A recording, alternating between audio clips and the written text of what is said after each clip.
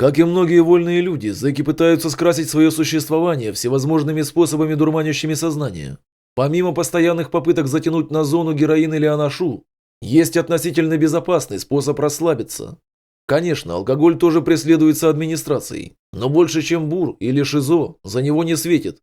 Алкоголь в тюрьме добывается разными способами. Например, при хороших отношениях с одним из сотрудников можно просто отправить спирт в посылке. Только нужно не забыть положить в нее подарок для сотрудника. Конечно, зона – это не магазин, заплатил и купил. Не всегда этот трюк проходит успешно, ведь оперотдел не дремлет. Но и такой способ действует.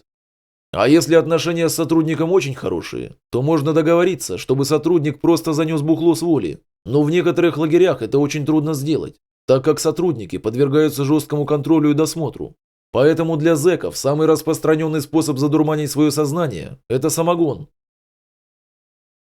Основная задача при самогоноварении – это выходить и сохранить брагу. Для начала нужно найти основные ингредиенты для браги. Так как сахар в зоне входит в разряд запрета, то вместо него в крайнем случае могут использоваться конфеты. Однако обычно на зоне всегда можно достать сахарный песок или рафинад. В СИЗО у баландера за сигареты обычно всегда можно купить несколько килограммов сахара.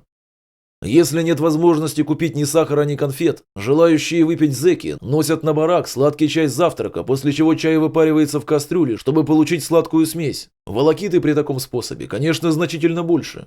Далее необходимо найти дрожжи, что не очень-то просто. Если сахар можно купить у баландера, а конфеты в лавазе, то другое дело с дрожжами.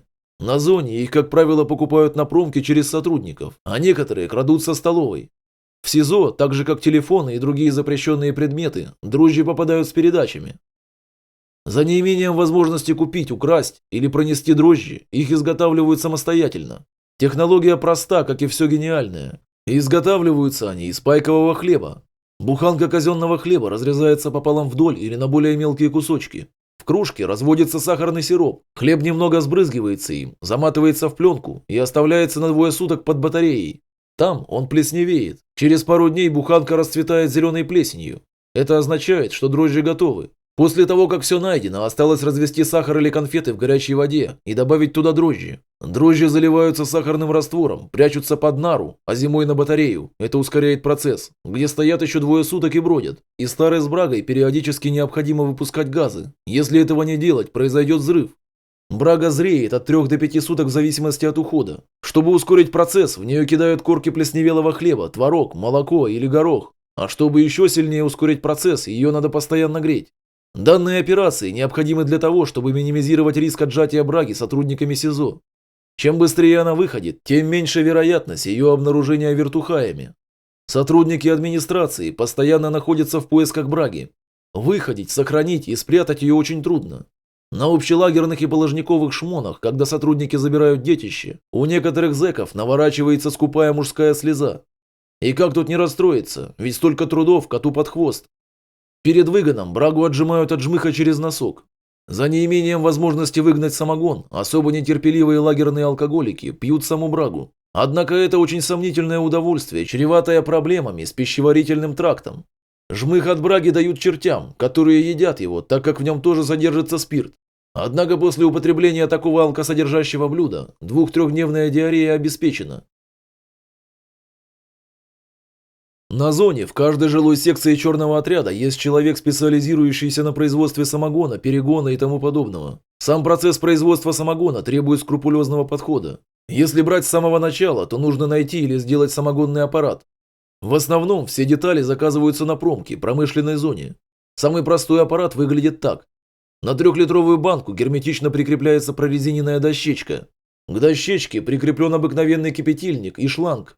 В банку заливается брага, в нее опускается кипятильник, и все это дело плотно закрывается. Когда брага закипает, по шлангу начинает идти пар.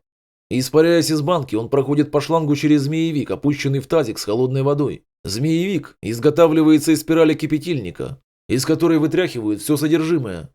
Змеевик необходим для конденсации самогона. Также вместо змеевика может быть использована пластиковая бутылка с водой, через которую пропускается шланг. Пройдя через змеевик, самогон по шлангу поступает в накопительную емкость по каплям. Градус самогона определяется поджиганием продукта. Если не горит, значит непригоден для употребления. Если это так, то шланг перекидывается в другую емкость, в которой накапливается непригодная к употреблению жидкость. Но в ней тоже есть градус, поэтому во избежание потерь ее выливают в следующую партию браги. В принципе, самогон готов к употреблению. Особо нетерпеливые приступают к дегустации самогона сразу. Но более щепетильные зэки для очищения процеживают самогон через ватку с активированным углем. Гурманы добавляют разные ингредиенты – чернослив, грецкие орехи, апельсиновые корки – и оставляют настаиваться. Получается неплохо, но можно произвести более ценный продукт. Самогон можно налить в банку и прогнать по второму кругу. Получится перегон где-то в 70 градусов. Немного сложнее процедура выглядит в СИЗО. В следственных изоляторах в каждой камере имеется бак для помывки. В этот бак после утренней проверки выливается полученная брага, кладется 3 килограмма сахара и оставшийся хлеб и заливается теплой водой. Бак накрывается пакетом и ставится под кровать.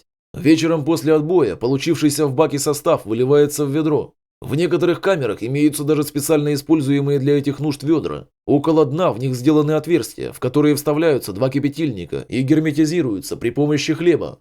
Однако чаще всего кипятильники просто подвешиваются в ведро за провод, который привязывают к ведру веревкой. Ведро должно быть наполнено наполовину, иначе пену будет закидывать в самогон. На нитках подвешивается глубокая миска, а сверху натягивается целлофановый пакет, после чего конструкция ставится под кран с холодной водой, чтобы на целлофан сверху лилась холодная вода, пока брага кипятится. Таким образом, на пакете пары спирта конденсируются и капают в миску. Минут за 40-час нагоняется 0,7 литр с небольшим первака. Градус продукта может быть аж до 60 градусов.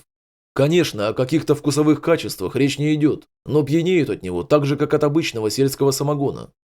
После первого выгона экономные зэки могут выгнать второй и третий, после чего все три смешиваются. В итоге с одного бака выходит около 2–2,5 литров адски вонючего самогона. Данного количества хватает на 8–10 человек. Употреблять этот самогон нормально можно только охлажденным, так как запах его просто убийственный.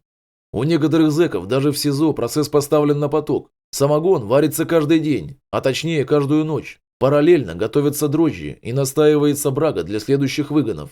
Также хотелось бы упомянуть о качестве получаемого продукта. После такого самогона на утро страшно болит голова. Даже если выпить грамм 200, все равно будет плохо. После такого веселья можно отходить 2–3 дня, а если пить брагу, то вообще смерть. Это был канал «Все о тюрьме», ставьте лайк, подписывайтесь на канал. Приятного аппетита!